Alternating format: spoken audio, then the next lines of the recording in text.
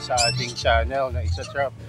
So, itong video na to ay may kinalaman doon sa unang video natin about doon sa pag-aalaga ng carnivorous plant na hindi gumagamit ng kahit anong chemical maliban sa tubig.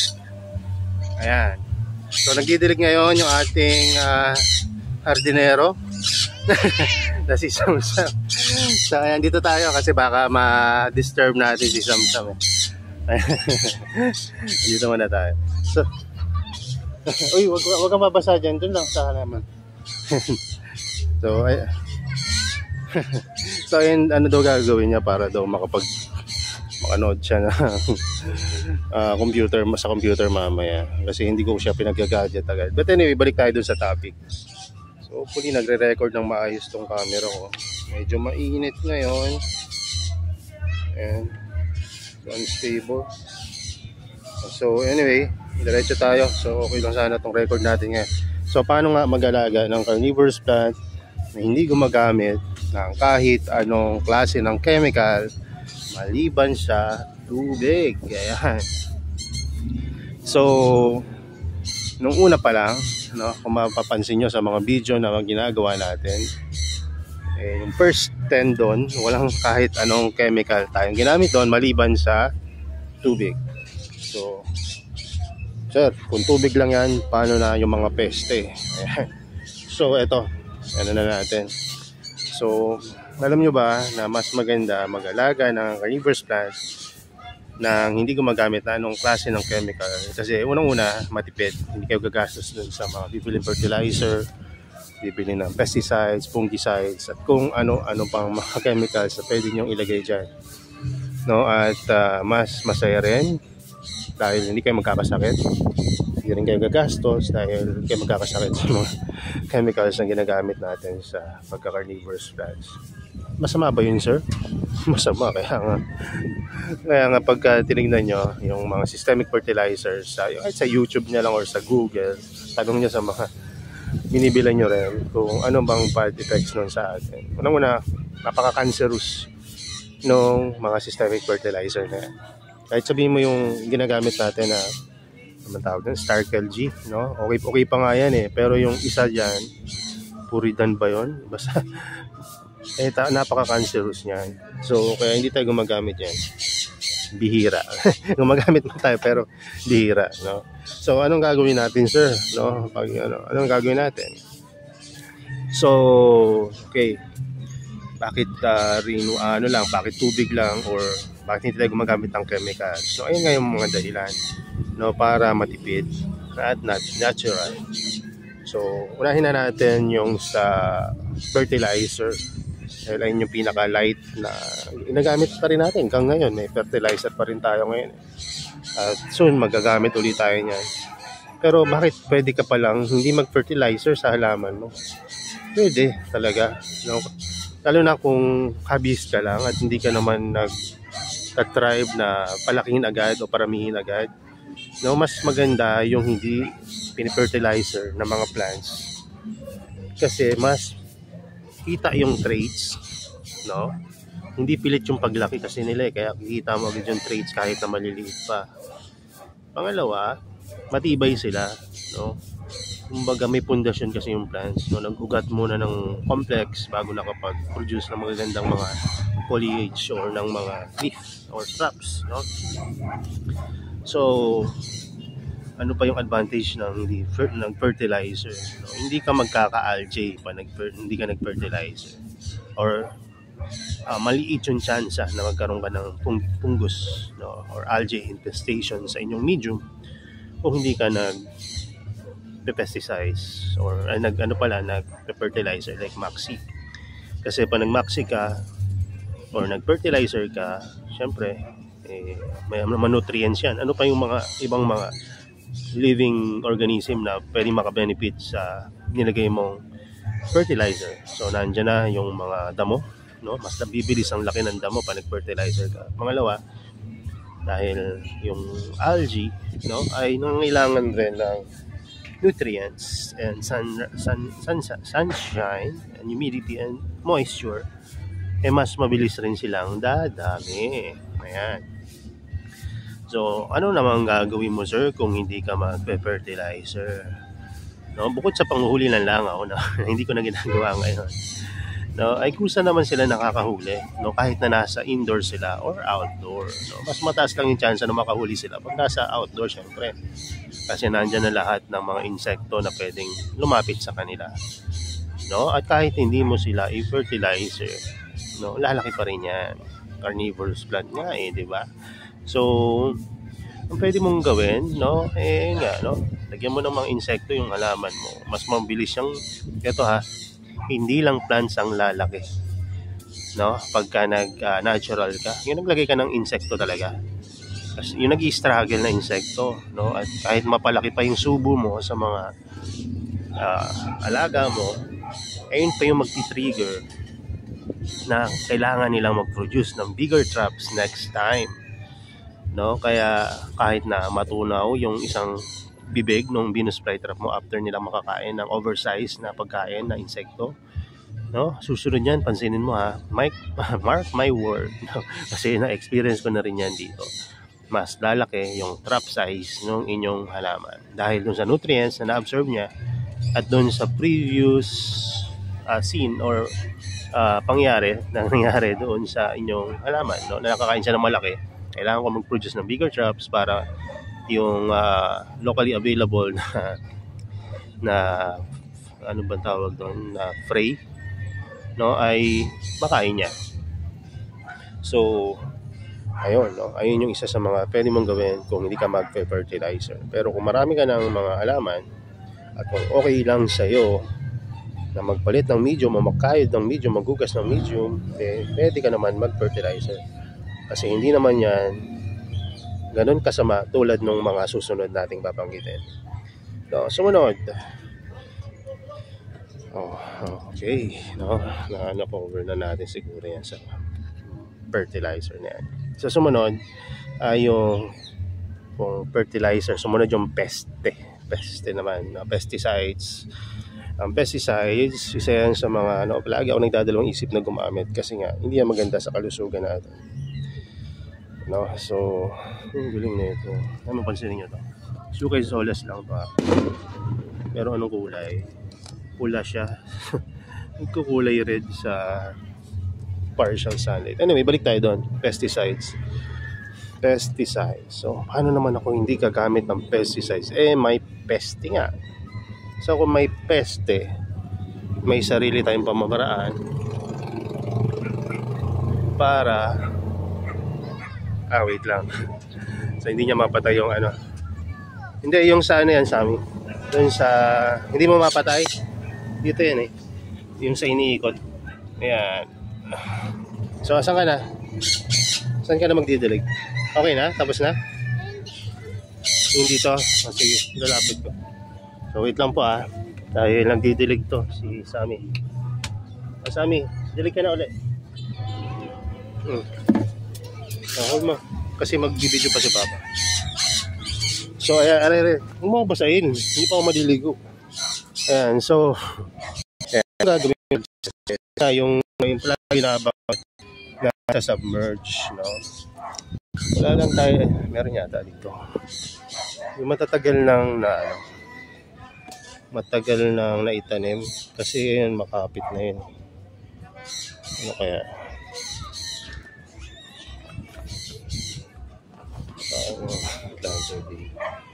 So ito na lang kasi ang ginawa ko dun sa matatagal na nakatanim, nilipat ko na. So ito na lang gawin nating sample. So ang gagawin nyo lang isasubmerge nyo literal yung halaman kasama yung paso, no? So pag sinubmerge nyo yan, may chance na lumutang yung mga perlite. Pero kung marami, tinan nyo, hindi naman masyadong wala nga natapon na perlite. So i-submerge nyo. So paano nyo naman yan, sir, sasubmerge hindi lumulutang yan? Hindi yung pabigat na sinasabi natin kanina. So kaya muna natin dyan yung plants na lumutang, kuha tayo ng pabigat. So sabi ko nga sa inyo, kung ano lang yung makukuha ko na pwedeng pabigat ng ginagawa kong pabigat. So hindi tayo handa dito sa video natin. Ito na lang yung gagamitin natin, mga pabigat. Oh. Pero kung kayo may mga ano kayo, yung ano, lava rock pwede yan. Bigat. Ayan, di ba? Spewly submerge yung plants. Medium. Ayan. Di ba? So, gano'ng katagal, sir? Mga 3 oras. No? Kung madali kayo, kahit tagi-1 oras pa pwede lang. Pero ako nga, minsan, ino-overnight ko pa yan. Halimbawa, kinabukasan, pwede na kinabukasan. So, pwedeng, ang mangyayari dyan, yung mga traps niya, maaaring hindi maging responsive the next day. Pero, ang maganda niyan, dahil pest-free na yung plant mo, mas maganda na yung mga susunod dyan tubo. Diba? So, diba? Ayan na, okay na yun. Makikita mo dyan kung talagang may peste yung plants mo sa first 15 minutes or first 10 minutes pa lang nung pag-submerge mo dyan ng plant. Magsiswimming na dyan yung mga spider mites, aphids, na mag-aalisa na dyan. Kikita mo yan sa ibabaw. So, diba? Ganon kabisa itong ating ginagawa dahil kikita mo agad. O, tignan mo to. Parang may spider mites na agad, Ano ba to? Ayun. Ano ba May mga, basta may lulutang dyan ng mga gumagalaw. Kasama na dyan pati mga good insect like yung mga bulate, millipedes. So, i-save mo na lang kung talagang kailangan i-save. So, ayan. Ganyan lang, diba? Napaka-simple sa pest pagka sa may peste, Paano naman, sir, kung sobrang laki ng halaman? So, ayun isa sa mga problema. Pag sobrang laki, kailangan mo na mas malaking babaran, Kung nagko-collect ka naman ng rainwater, sa mga like yung drum, di ba? So, pwede yun, ilubog mo kahit ni Pentes. Ayan. So, make sure na pagkalubog niya ng about 2-3 oras, ihang mo uli kasi para ma-drain yung tubig. At huwag mo muna diligan after ng ilang araw. Pwedeng mist para malinisan yung dahon kung sakaling nalagyan ng mga media yung dahon niya. So, ayun, ganyan ang ginagawa ko dati at mas magaganda pa yung mga plants ko dati kaysa ngayon. Kasi pag habang dumadami yung mga plants mo, yung maintenance mo kailangan mong less labor, yung mas madali dapat para magawa mo lahat sa oras na meron ka. So anyway, balik tayo doon. Happy New Year namin na nagpatarot dito sa amin. So ayun. So ano pa, kung halimbawa naman, cover na natin yung fertilizer. Cover na natin yung peste. So paano naman, sir? Yung fungus, di ba? Fungicide yung nilalagay niya dyan. So sa fungus naman, di ba? Ang dami na nating video tungkol dyan. Na pwede ko rin sabihin sa inyo yung tungkol doon. So tulad na lang, halimbawa, kung fungus kayo, anong gagawin nyo? Pwede nyo hugasan yung medium, tapos replant nyo yung halaman. O kaya, sabi saglit na tatapusin ko lang itong video. Tapos mo na bandiligan? Diyan ka muna, paro ka muna, mamaya bababa tayo. So, kung sa fungicide naman po, pasensya na po sa commercial, alam niyo naman. So, duty rin tayo sa halaman at sa ating mga maliliit. So, ang pwede nyong gawin, tulad ng ginawa ko dito, kung sa fungus lang, napakadaling i-manage yan. Yan yung ginawa ko dito. May fungus pa. Sir, bago medium yan, paano magkakapungus yan? Mali, taon na yung binilang no medium na yan. Mukhang bago lang dahil hinugasan ko. Nasa na, sir, yung may fungus, inilalim ko lang. Actually, hindi hugas na hugas yan. Yung may mga fungus nasa ilalim kasi pag tinanggalan mo ng liwanag yan, kahit hindi mo hugasan, mawawala yung green yan, yung fungus yan.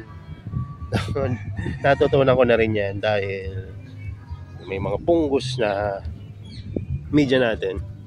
Nilagay natin dito. At ngayon, fungus spray na. Diba? So, basta hindi yan maarawan. Kaya nga, hindi ba kayo magtataka? Bakit yung mga paso nyo may kulay? Itim, karamihan. Pero, may mga iba't ibang kulay na kasi ngayon ng paso. At makikita nyo sa mga nag-hydroponics, may kulay talaga. no, yung kanilang mga paso at yung kanilang lalagyanan ng nutrient solution. Kasi kung walang kulay yan, no, nilalagyan pa nga nila yan ng ng black na plastic para hindi talaga pumasok yung araw. So bakit nila ginagawa yon? Dahil pagka hindi mo nilagyan ng kulay or ng cover, yung mga yan, nag-algae rin yun sa kanila. No, ayun yung dahilan kapag inilalim mo, yung may mga punggos, namamatay yung punggos na nasa ilalim. Kasi nga, wala na silang access sa araw. Yung mga nasa ilalim, pag tinignan nyo yung ilalim ng video nyo, wala namang punggos yun. No, so pwede nyong hugasan yun. Or yung ginawa ko dito, inibabaw ko lang. At tapos saka ko diniligan ng bonggang-bongga. Kaya nagmukhang bago uli yung medium ko. Sasabihin nyo, kaya mo naman yan, Sir Gino, kasi ang dami mo ng halaman, hindi ka na nanghihinayang sa mga plants mo. Ano po? Ano pa? Hindi Patignan mo tong asura ko na nag-iisa. Nilagay ko rin sa recycled medium. Diba? Ito rin yung mga medium ko na yan. Diba? Taon na yung binilang yan. Kita nyo naman sa mga bakas ng mga tumutubong mga kung ano-ano dyan. So, eto, inilalim ko lang yung may punggos. Inibabaw ko yung ilalim. So, ayan ang itsura niya ngayon. So, sabi niyo, matibay kasi yan, sir, yung mga mukhang Shenron ng mga Venus flytrap. I-try mo kaya yan, sir, sa white o kaya dun sa mga pom-poms na cultivar. Ito nga, ganun din ang ginawa ko dito. Diba? Ayun yung Waifula. Ito yung SPV or St. Patrick's Beard na pom-poms. Ito yung mga bago natin na gusto nating paramihin pero nandito siya sa mga recycled medium na inibabaw lang natin. At ito, ayan, red mouth, uptrap, PPE, King Henry, Periscope, Dracula Purple Giant, red mouth, ayan. Nasa old medium sila. Ayan. So, recycle, no? Pagdating sa punggos, ang dali lang yan i-manage, no? Pagka may punggos, no, i-recycle mo lang yung medium or diligan mo o hugasan mo lang, no? Kung ayaw mo mag-recycle ng medium mo, di i-change ng media. Easy as that, no? May nakita ako post dati. Irereklamo niya yung isang seller. Hindi po ako yan, pero kilala kong seller. Dahil dun sa plants na na-receive niya na may punggos. Ito hindi naman siguro kasalanan ng seller yun dahil pinadala niya ng walang punggos. Pero dahil sa biyahe at pag-aalaga ng baguhan na hobbyist, nagkapunggos within a week. So, bumili pa siya ng fungicide doon rin sa seller na yun. No? Tapos, hindi rin daw effective yung fungicide na nabili niya. Parang pinirahan lang siya. Pero sa totoo nun, ang may mali rin doon, no, maaring yung gumamit ng fungicides kasi hindi naman yon basta-basta pag nilagay mo tanggal agad yung fungus. Ayun ay nagpe-prevent lang na magka-fungus, pero kung may fungus na yan hindi yan basta-basta mawawala, no? So ang dapat mong gawin doon, mag-repad ka o linisin mo yung medium mo, just replant, yan, ganon. So ayun yung para sa fungus. Pwede kang maghugas ng medium, gawin mo yung pag-iibabaw nung nasa ilalim, yung may fungus ilalim mo na lang, hugasan mo, okay yun.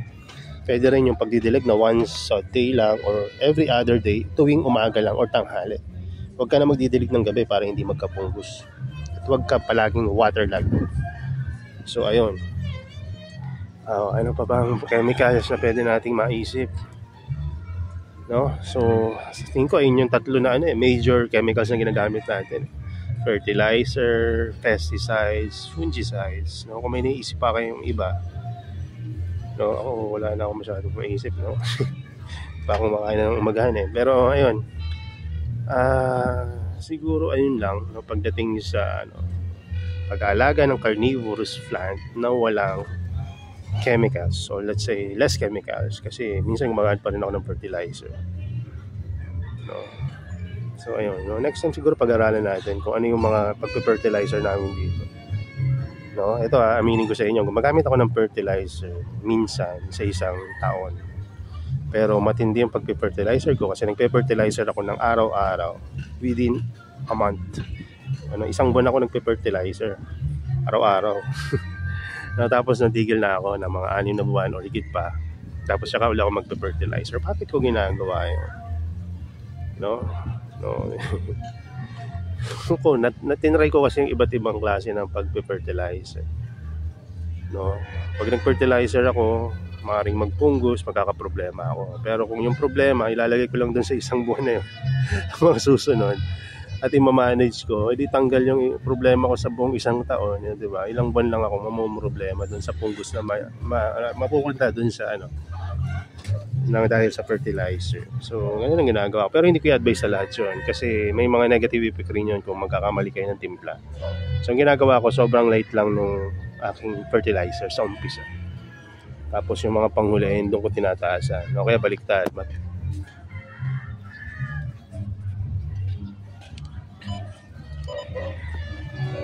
lang, ano yun. Ayan, speaking na bumaliktad tong aking gimbal. Siguro siya. Nag-standby mode kasi ang tagal kong hindi pinindot. Anyway, palobat na rin pala. So, pasensya na kayo kung saan tumatama yung camera. So, baliktad minsan. Ang ginagawa ko, matapang muna sa umpisa, pababa ng pababa. Bawa 3 araw na matatapang or 1 araw na matapang, tapos mababa na. So, lalo na pagka maulan, kasi pag maulan nawawash agad. So ginagawa ko, matatapang ang timpla ko para kahit maulan na, ma-benefits pa rin sa nutrients yung mga alaga ko. So ayun, no? At pag sa mga Nepenthes pala, medyo tolerant sila sa sa matataas. Lalo na syempre sa picture mo lang naman lalagay yung mga old picture. Pag sa mga Venus flytrap, tolerant rin yan, pero wag sobrang taas. Siguro pinakamataas, nilagay ko around 200, no? Tapos following nun mga na lang 80 to 100. Ayan. So isang buwan yon. After ng isang buwan, ayun na, rainwater na lang, pure rainwater ng mga 6 na buwan. So mangyari nun, busog na busog yung halaman nyo, lalaki rhizome nun. So nalalaki ng mga traps nila after, tapos malalaki na rin yung mga plants. Yung lumiit na mga plants, biglang laki rin yun. Tapos makakapagpahinga sila sa fertilizer ng ilang mga buwan. Tsaka ko na uli sila i-sprayan, no? Kaya ko rin pala ginagawa yun para hindi mamatay yung mga live sphagnums. So, hindi ako nag-spray ng matagal na panahon. So ayun lang, yung isang bugso lang, no? Pwede nyo rin gawin yun. Pero ngayon nga, itong pinag-aaralan natin, yung paggamit or pag-alaga ng carnivorous plant without using any chemicals. Nabudo lang yun yung sinabi ko sa inyo. Pwede nyo i-try, no? Pero para sa akin, mas best pa rin na huwag nyo lalagyan na lang ng fertilizer kung hindi naman kayo nagmamadaling palakihin, no? Kasi itong ginagawa ko dito, no, minsan talagang kinakailangan na palakihin agad sila kasi nga na lumiliit yung iba sa yung after nung halimbawa after ng dormancy, ang tagal magumising, minsan in-spray na natin ng para mas mabilis yung growth nila after ng dormancy. So yun lang muna, at may mga gagawin pa tayo dito, magdidilig pa rin ako dito, tapos magliligpit dito sa taas. So yun lang muna, at Happy New Year sa inyong lahat. I-upload ko to siguro ng umaga, bukas. Yan. Kasi yung una, upload ko yun mamaya 12. Para meron tayong mga... bago pala tayo matapos, meron akong news sa inyo. Ito pala. Ito. May mga parating tayong... nahulog yung ballpen ko. May parating tayong mga plants, no? Ito yung mga yan. In-announce ko to, hindi dahil mag-out agad ako. Siyempre, paparamihin ko muna yung papagandahin. No, so siguro second quarter yan, naputol na naman. Ewan ko, siguro dahil kailangan kong i-update or may bagong firmware tong DJI na gimbal OM4. Ay lumang lumang gimbal na to. So papakita ko lang sa inyo yung mga paparating na, ewan ko na record yung kanina, yung paparating na mga bagong mga cultivar natin. So magiging available to mga first or early second quarter ng 2024. So ito yung mga halaman na darating. Hindi ko na babanggitin, basahin nyo na kung gusto nyo i-post. Ayan. Kasi ayoko rin in-announce talaga lahat pero ayan. Iba dyan, mga lumang ano na, luma na yan. Pero wala pa kasi ako niyan eh.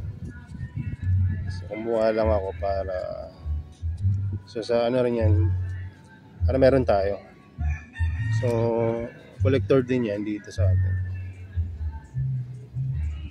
Yung iba galing naman sa mas malalayong lugar.